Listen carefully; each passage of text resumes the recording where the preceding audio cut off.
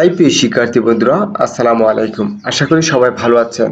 আজকে আপনাদের সামনে আলোচনা করব ফিনান্সিয়াল ম্যানেজমেন্ট এর দ্বিতীয় অধ্যায় হতে একটি গুরুত্বপূর্ণ প্রশ্ন নিয়ে।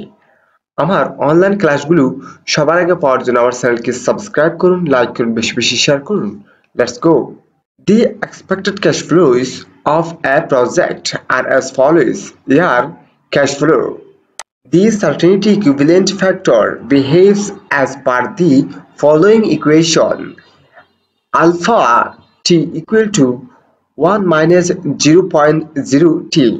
Calculate the net present value of the project if risk-free rate of return in 8%. অর্থাৎ প্রদত্ত প্রশ্নে কিছু তথ্য দিয়েছে, যেমন রিস্ক ফ্রি রেট 8% এবং প্রারম্ভিক বিনিয়োগের পরিমাণ হচ্ছে 28,000 টাকা। এরপরে দেওয়া আছে 5 বছরের ক্যাশ ইনফ্লো এর পরিমাণ এবং আরো দেওয়া হয়েছে সার্টেনিটি ইকুইভ্যালেন্ট ফ্যাক্টর নির্ণয়ের জন্য একটি সমীকরণ। এইসব তথ্যের উপর ভিত্তি করে আমাকে এনপিভি বা নেট প্রেজেন্ট ভ্যালু নির্ণয় করতে বলেছে। আমি বিস্তারিতভাবে সমাধানে আলোচনা করতেছি, তাই আপনারা পূর্ণাঙ্গ ভিডিওটি ধারাবাহিকভাবে দেখুন। সলিউশন, সমাধান। Calculation of PB of NCB. উপরের হেডিংটি লেখার পরে একটি চক অঙ্কন করব। এর CFAT CE factor alpha equal to 1 minus 0.0 t c into CFAT PBIF at the rate of 8% PB। এভাবে চকটি অঙ্কন করার পরে আমি ধারাবাহিকভাবে চকগুলো সম্পূর্ণ করব। তাহলে দেখুন, এখানে হচ্ছে যে টেবলটা দেওয়া হয়েছে, এখানে দুই ধরনের উপাদান। এই যে 1 থেকে 5 পর্যন্ত হচ্ছে ক্যাশ ফ্লো ইনফ্লো হবে 5 বছর, এবং যেটি শূন্য দিয়ে 28,000 টাকা দেওয়া হয়েছে, এই 28,000 টাকা হচ্ছে প্রারম্ভিক বিনিয়োগের পরিমাণ। এটি আমরা টেবলের মধ্যে আনবো না, শুধু এগুলোই আনবো।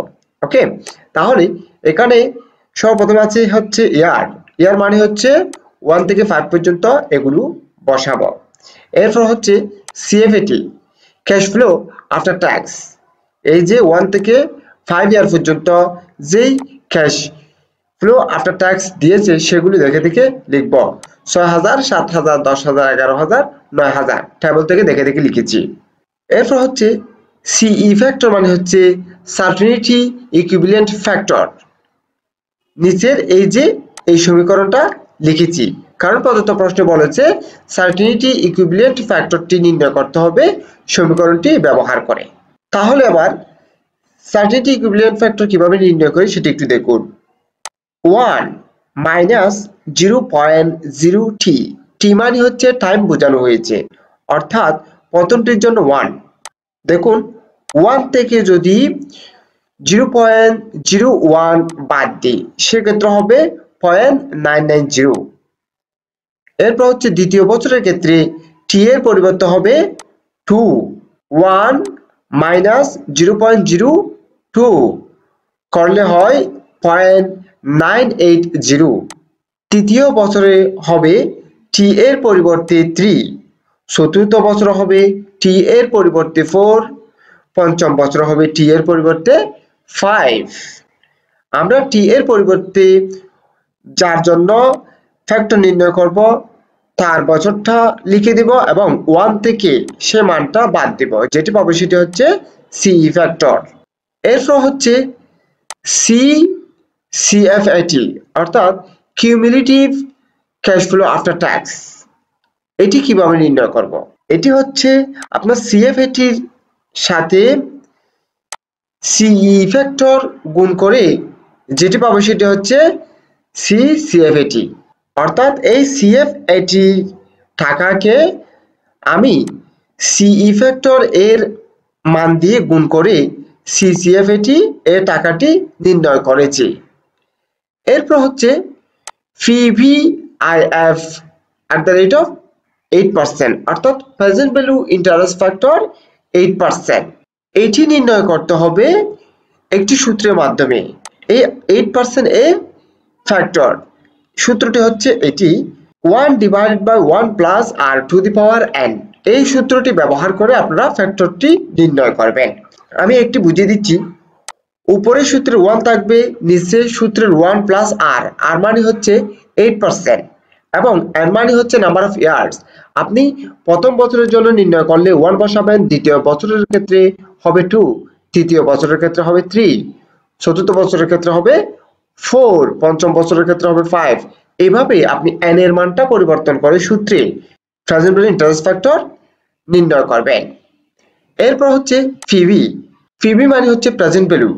এই সিসিএফএটি এর টাকা দিয়ে প্রেজেন্ট ভ্যালু ইন্টারেস্ট ফ্যাক্টর এর মান দিয়ে গুণ করলে আপনি পিভি পাওয়া যাবে। এই পিভি এর টাকাগুলোকে যোগ করলে টোটাল পিভি হবে 32,662 টাকা।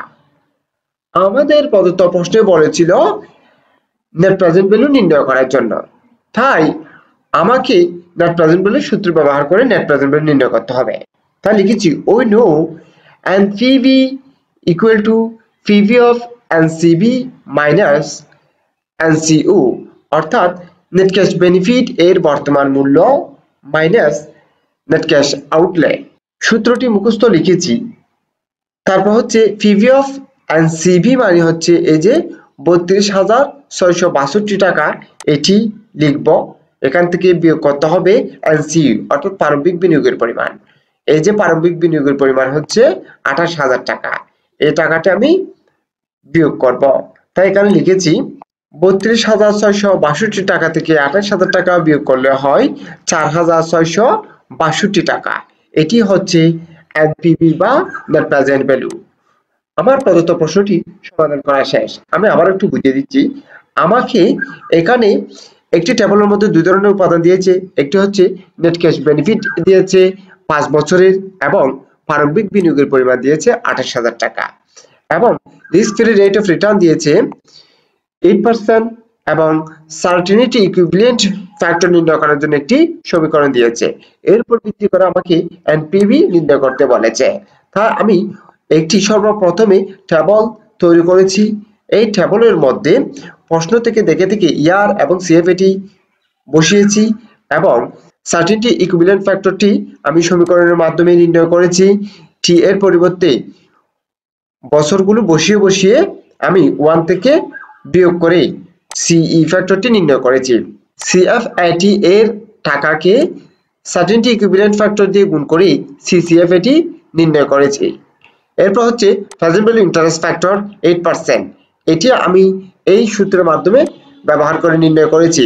এরপর হচ্ছে সিসিএফএটি এর টাকাকে প্রেজেন্ট ভ্যালু ইন্টারেস্ট ফ্যাক্টর এর মান দিয়ে গুণ করে পিবি নির্ণয় করেছি এবং পিবি সবগুলোকে যোগ করে টোটাল 32,662 টাকা পেয়েছি। এরপরে এনপিভি সমান PV of NCB minus NCU, মুখস্থ সূত্রটি লিখেছি। এবার দেখে দেখে মানগুলো বসিয়েছি। পিভি অফ এনসিবি মানে হচ্ছে 32,662 টাকা এবং নেট ক্যাশ আউটলে মানে হচ্ছে প্রারম্ভিক বিনিয়োগ 28,000 টাকা, যেটি টেবলে দেওয়া আছে। মানগুলো বসিয়ে আমি 32,662 টাকা থেকে 28,000 টাকা বাদ দিয়ে 4,662 টাকা পেয়েছি, যেটি হচ্ছে এনপিভি। আশা করি প্রদত্ত ক্লাসটা আপনারা খুব ভালোভাবে বুঝতে পেরেছেন। যদি ভালোভাবে বুঝে থাকেন প্রয়োজনীয় ক্লাসগুলো প্লেলিস্ট থেকে দেখুন। আমার অনলাইন ক্লাসগুলো সবার আগে পাওয়ার জন্য আমার চ্যানেলকে সাবস্ক্রাইব করুন, লাইক করুন, বেশি বেশি শেয়ার করুন। সুস্থ থাকুন, নিরাপদে থাকুন। আসসালামু আলাইকুম।